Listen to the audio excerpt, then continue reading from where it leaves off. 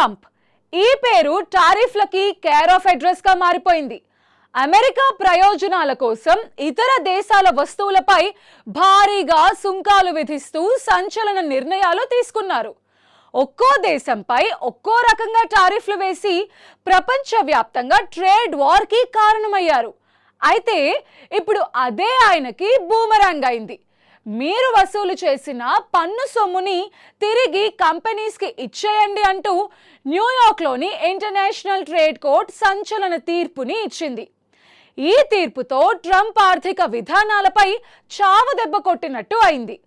సుమారు 16 లక్షల కోట్ల రూపాయలని అమెరికా ప్రభుత్వం ఇప్పుడు వెనక్కి ఇవ్వాల్సిన పరిస్థితి నెలకొంది.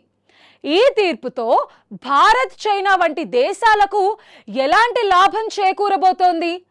అసలు ట్రంప్ అధికారాన్ని కోర్టులు ఎందుకు ప్రశ్నిస్తున్నాయి?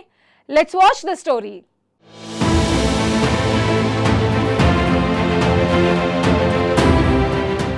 అమెరికా వాణిజ్య విధానాల్లో మరో కీలక మలుపు చోటు చేసుకుంది. ప్రపంచ దేశాలపై అధిక దిగుమతి సుంకాలు విధిస్తూ వాణిజ్య యుద్ధానికి నాంది పలికిన అమెరికా అధ్యక్షుడు ట్రంప్ నిర్ణయాలకు అమెరికా న్యాయ వ్యవస్థ మరోసారి అడ్డుకట్ట వేసింది.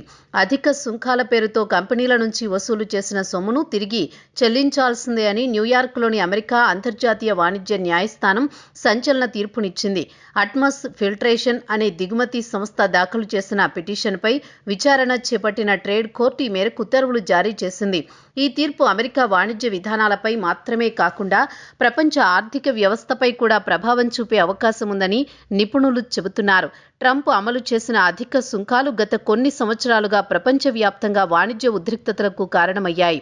ముఖ్యంగా చైనా, జపాన్, భారత్, దక్షిణ కొరియా, తైవాన్ వంటి ఆసియా దేశాల నుంచి అమెరికాకు దిగుమతి అయ్యే వస్తువులపై భారీ సుంకాలు విధించడం వల్ల అంతర్జాతీయ వాణిజ్య వ్యవస్థలో అస్థిరత నెలకొంది. ఇప్పుడు కోర్టు తీర్పుతో ఆ సుంకాలు చట్టబద్ధతపై సందేహాలు నెలకొన్నాయి.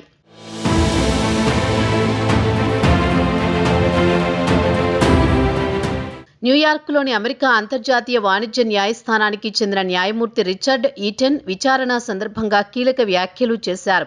అధిక సుంకాల కింద దిగుమతిదారుల నుంచి వసూలు చేసిన సొమ్మును తిరిగి చెల్లించాల్సిన బాధ్యత అమెరికా ప్రభుత్వానిదేనని తీర్పులో పేర్కొన్నారు. దిగుమతిదారులు ఆ మొత్తాన్ని తిరిగి పొందేందుకు అర్హులని ఆయన స్పష్టం చేశారు. అంతేకాకుండా ఈ సుంకాల వాపసుకు సంబంధించిన కేసులన్నింటినీ తానే పర్యవేక్షిస్తానని కూడా ప్రకటించారు. రాబోయే నెలల్లో అమెరికా ప్రభుత్వం పెద్ద ఎత్తున రీఫండ్లను చెల్లించాల్సిన పరిస్థితి ఏర్పడవచ్చని ఆర్థిక నిపుణులు అంచనా వేస్తున్నారు. అయితే ఈ తీర్పును అమెరికా ప్రభుత్వం సులభంగా అంగీకరించే పరిస్థితి కనిపించడం లేదు.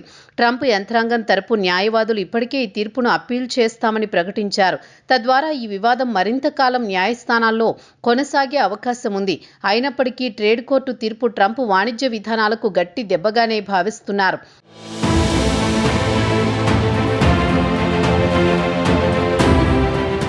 అయితే ఈ తీర్పు అమెరికా ప్రభుత్వ ఖజానాపై ఎంతటి ప్రభావం చూపుతుందనే ప్రశ్న తలెత్తుతోంది. ఆర్థిక నిపుణుల అంచనా ప్రకారం ట్రంప్ విధించిన అధిక దిగుమతి సుంకాల ద్వారా అమెరికా ప్రభుత్వం భారీగా ఆదాయం సంపాదించింది. ప్రపంచ దేశాల నుంచి దిగుమతి అయ్యే అనేక వస్తువులపై పెంచిన సుంకాల వల్ల అమెరికా ఖజానాకు వేల కోట్ల డాలర్లు చేరాయి. ఇప్పుడు ఆ మొత్తంలో గణనీయమైన భాగాన్ని తిరిగి చెల్లించాల్సిన పరిస్థితి ఏర్పడవచ్చు. భారత కరెన్సీ ప్రకారం చూస్తే దాదాపు 15.88 లక్షల కోట్ల వరకు రీఫండ్ ఇవ్వాల్సి రావచ్చని నిపుణులు అంచనా వేస్తున్నారు. ఇది అమెరికా ఖజానాపై పెద్ద ఆర్థిక భారం పడే అవకాశాన్ని సూచిస్తోంది. ముఖ్యంగా ఇప్పటికే భారీ అప్పులతో నడుస్తున్న అమెరికా ఆర్థిక వ్యవస్థకి ఇది మరో సవాలుగా మారవచ్చని విశ్లేషకులు చెబుతున్నారు. ఈ సుంకాల ద్వారా అమెరికా ప్రభుత్వం ప్రతిరోజు భారీగా ఆదాయం పొందుతోంది.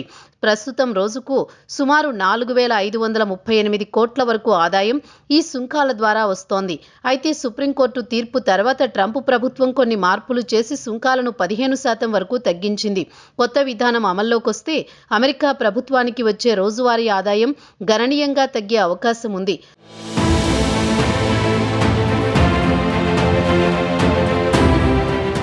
అమెరికా కోర్టు ఇచ్చిన తీర్పు ఆసియా దేశాలకు ఊరటనిచ్చే అంశంగా కనిపిస్తోంది. ట్రంప్ వాణిజ్య విధానాల ప్రధాన లక్ష్యంగా నిలిచిన దేశాలు ఎక్కువగా ఆసియా ప్రాంతానికి చెందినవే. ముఖ్యంగా చైనా నుంచి వచ్చే ఉత్పత్తులపై భారీ సుంకాలు విధించడం ప్రపంచ వాణిజ్య యుద్ధానికి దారితీసింది. అదే సమయంలో భారత్, జపాన్, దక్షిణ కొరియా, తైవాన్ వంటి దేశాలపై కూడా అమెరికా సుంకాలు పెంచింది. దీనివల్ల ఆ దేశాల ఎగుమతుల ప్రభావితమయ్యాయి.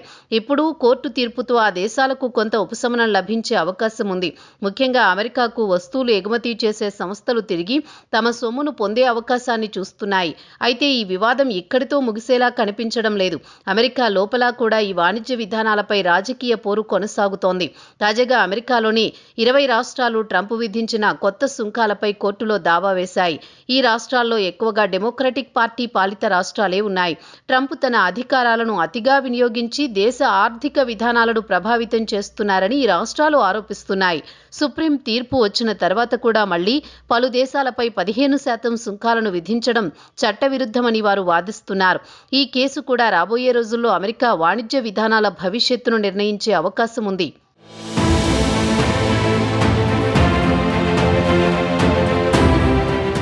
మొత్తానికి అమెరికా వాణిజ్య విధానాల చుట్టూ ఇప్పుడు పెద్ద న్యాయ పోరాటం సాగుతోంది. ఒకవైపు దేశీయ పరిశ్రమలను రక్షించాలనే రాజకీయ వాదనలు, మరోవైపు అంతర్జాతీయ వాణిజ్య నియమాలు, చట్టపరమైన పరిమితులు.